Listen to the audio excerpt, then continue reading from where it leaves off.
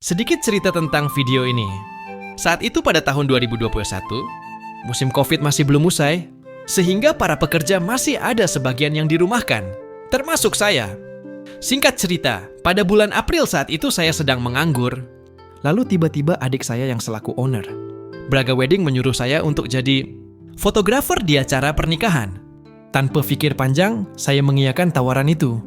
Walaupun sebenarnya saya sadar, saya tidak mempunyai skill sama sekali di bidang ini. Apalagi pengalaman, bahkan kamera saja saya tidak punya. Seiring berjalannya waktu, untungnya bibi saya punya kamera Canon DSLR. Dan saya pun meminjam kamera bibi saya itu. Modal saya hanya menonton tutorial di YouTube. Dan pada saat itu tiba, saya melakukan tugas pertama saya sebagai seorang foto videographer. Dan inilah hasilnya setelah saya edit.